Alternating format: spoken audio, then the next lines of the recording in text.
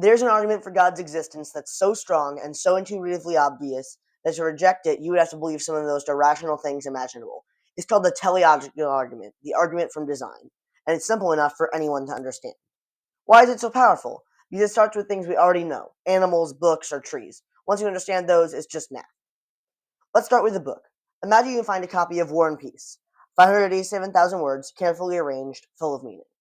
Would you ever believe it just washed up on shore by chance? That it grew out of a plant? That it formed randomly from dirt?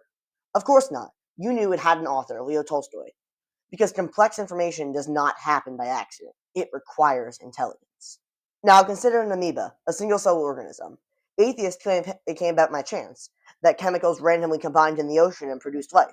But here's the problem. That amoeba contains over 100,000 times more information than War and Peace.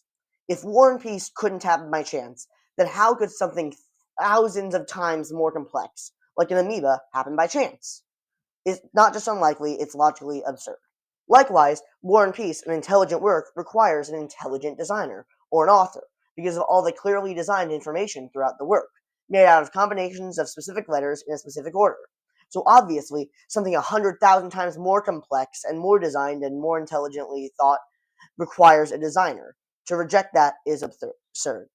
And yet, most atheists believe that trillions of these cells exist in our bodies, all originating from non-life, without intelligence, purely by accident. That's like saying War and Peace wrote itself, then multiplied into libraries. Now, obviously, War and Peace has a human author, but an amoeba that predates humans by the law of causality cannot have a human author. Some try to escape this by saying maybe aliens seeded life, but that just pushes the problem back a step. Where did the aliens get their life? Eventually, you still need a first cause, a first designer. War and Peace has a human author, but the amoeba can't. Humans didn't exist yet.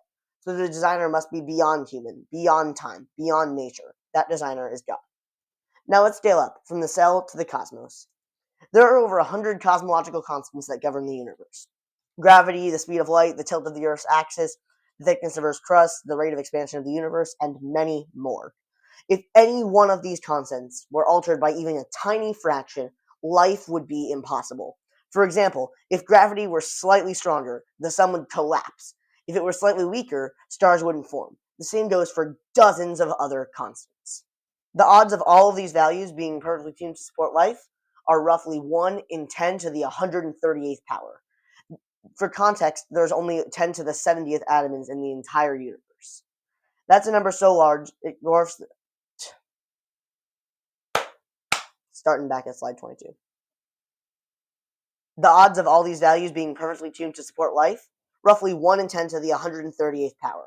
That's a number so large, it dwarfs the number of atoms in the universe, which is 10 to the 80th power.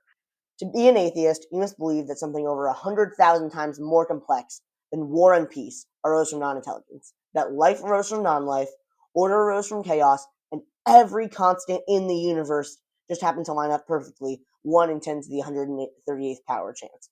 That's not science, that's blind faith. The teleological argument doesn't just suggest a designer, it demands one. And the only designer capable of creating life, intelligence, and a finely tuned universe is God. I want to leave you all with one quote by self-proclaimed agnostic Robert Jastrow, who became so convinced that by this evidence that he said that there are what I or anyone would call supernatural forces at work is now, I think, a scientifically proven fact. Our mission is to help you know and follow Jesus through daily Bible studies, learning about historic Christian documents and creeds, and apologetics. If you want to help us in that journey, you can like and subscribe and all, and that helps. But more than anything, watch another video. It helps the algorithm push out our content more than anything else, helping us spread the gospel and the truth and logicalness of Christianity to as many people as possible.